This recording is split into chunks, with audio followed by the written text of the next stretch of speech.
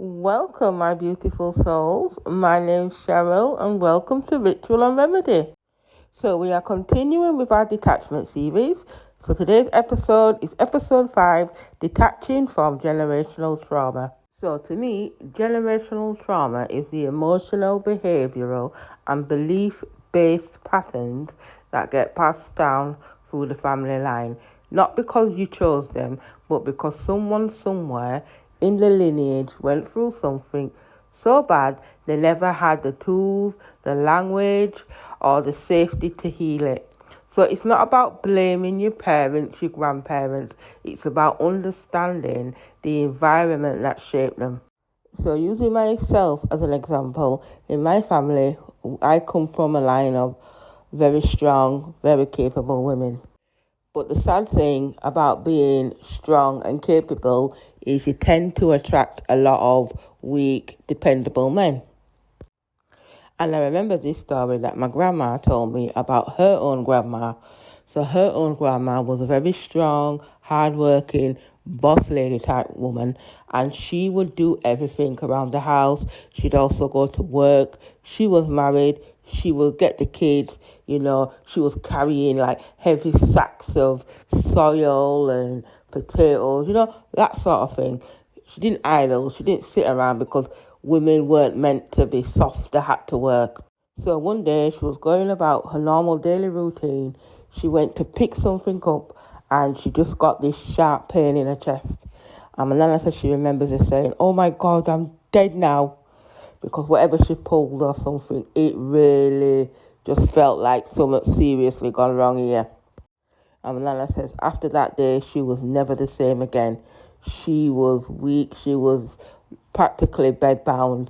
And I've noticed that in my family, we've got this type of thing, well, especially women, like, you're supposed to be doing something. Why are you laying down? You're not supposed to be laying down. Haven't you got work today?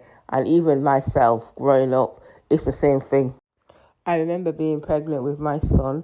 Now, I found out I was pregnant with my son in January 2020, at the back end, like the last day of January. My son came October 2020. So, being an essential worker and working with healthcare, I had to keep working. So, I worked all the way through my pregnancy, right up to like early September. Like, work was like, please go on maternity leave. But because I knew that I felt like sitting down and not doing anything would be seen as lazy, I kept on working right through. And I remember when I actually did have my son, I was literally exhausted because I didn't really have the support, not the emotional support that I needed. So I took on more and more and more as a way of coping. And I remember when I had my son, I was just wiped out. Like, after the giving birth and everything and getting home, I was exhausted. And I remember my mum saying, "Oh, come, let's go shopping," because shops started to open back up. And I said to her, "No, I don't feel like it." I said, "You go," because I was at her house at those times. And the way she was huffing and puffing and carrying on, like, there's a time limit of when you're supposed to be back, that sort of attitude. And I remember just thinking, oh, just piss right off. And this is one of the main things I found that's caused a huge conflict within our family between mothers and daughters. Because what I've realised is mums, the elders don't really know how to connect with youngers on an emotional level. So with babies and, young kids, they're fine, they love you. But once you start developing your own mind, your own feelings, they don't know how to parent through that clash. And I've noticed it now with my own daughter, because my daughter's 12. And like most preteens, they're very mouthy. "Mom, can you stop?" And that sort of thing. And I'm like, no, that's rude. But because I'm not going to go down the same route that I was brought up, which was a slap to the face and, a shouting match where they're shouting at you and you can't say nothing, you can't explain yourself. I find that I'm really struggling because it's really something, what I'm doing, how I'm raising my kids, is something that's not been done before. So I do struggle with it. I do get angry. I don't swear. I try not to, but I do. But there's no hitting. Like I said, I'm not going to hit you, but don't get me wrong. There's times where I have to ball up my fist and push it in her face and say, listen, we're about to go there. But I've learned that, there's no harm in speaking. You're not soft if you speak to your kids, because my kids are not rude. They get amazing marks. So there's no need for whacking and belting, with my kids anyway. But I must say, you've got to be consistent from day one. You can't just be very lenient on them because they're young and then think that you can bring them back in line by the time they get 3 and 4. No, it's something that you've got to continuously work on. And that's what I made sure I did, I teach them empathy, and you hurt my feelings, that sort of thing. You've got to make kids feel and understand what it is they're feeling. Well, that's what I thought anyway. And it's worked out for me. I've got lovely, polite children. They'll see people crying and they will be like, no, we don't like that, Mum, we don't like that. So I will stop waffling now. We'll get onto these videos and I'll hop in here and there maybe and we'll take it up. We'll continue this conversation. Something tells me that you're the generational curse breaker of your family. You're the chosen one. Hi, my name is Nike. Now, Nike, here are the signs that you're the chosen one. Let's do it. There are souls who are born not to continue the story, but to end it. You came through this bloodline to rewrite the story, to put an end to a generational curse. And you will know because I'm sure your soul feels heavier. It feels wiser. You're different. You feel free. Number 1, you've always felt like the outsider in the family, like you don't fit the mold. Number 2, you carry this inner knowing that there's more to life than survival. Number 3, you're very sensitive. You're sensitive to energy, emotions, unspoken pain. It's almost like you can feel the grief of your ancestors and people who came before you. Next, you refuse, and I mean refuse, to repeat the patterns of addiction, silence, all the suffering that swallowed your parents whole or your grandparents whole. You refuse to continue.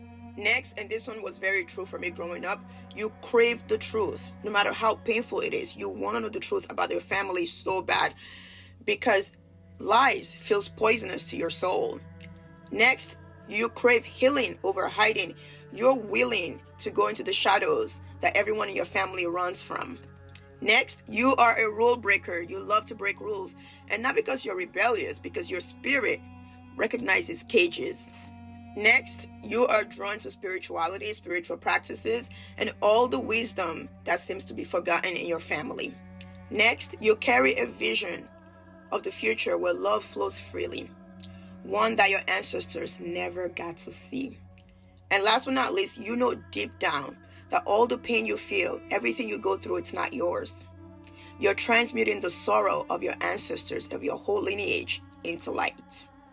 To be the generational curse breaker is not easy. It is heavy, it is painful, it is brutal on your soul, but it is sacred.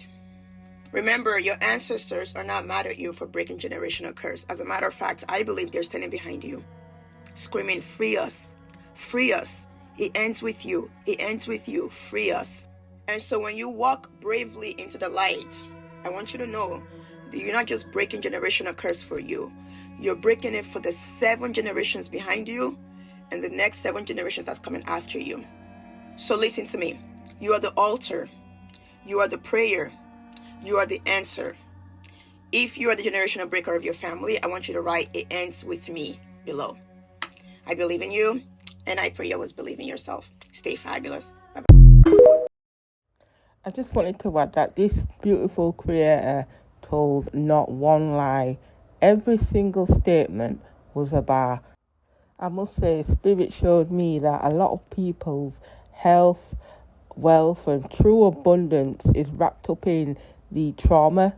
So we need to heal that to release what God has planned for us, and not just for us but for our whole lineage. So I'm just going to let the rest of the videos play out now and I'll catch you all on the next one. I just don't want to make the video too long. I am going to be breaking down stuff more and more as the channel progresses, but for now this is it from me and I'll see you on the next one. And some of you are forming little cliques and groups within the family and forming alliances to go against another person who's related to you. How evil do you have to be to go against your own without a good enough reason? The person didn't steal from you. They didn't take your man. They didn't steal your dog. The person has not done anything to you, but you are so adamant about turning the entire family against this person. And some of y'all elders in the family, the matriarchs and patriarchs, y'all are allowing this stuff to happen and not holding anyone accountable. At what point is someone going to speak up? Because this is absolutely ridiculous. And this is how childhood trauma, continuing trauma, PTSD, depression, anxiety, this is how people grow up to be unstable and dysregulated due to your dysfunction and gaslighting. At what point does someone speak up when they see foolishness going on in the family? Let me guess, y'all are so busy trying to upkeep and maintain a false image and want to seem like the perfect family. So y'all are sweeping things under the rug. People are getting abused and done wrong, and y'all are shaming the victims and not holding the perpetrators accountable because you want to seem perfect. You are pathetic. And if you don't speak up when someone is doing wrong, especially in your family, then you are just as bad as the person committing the offense. You are part of the problem. Do better.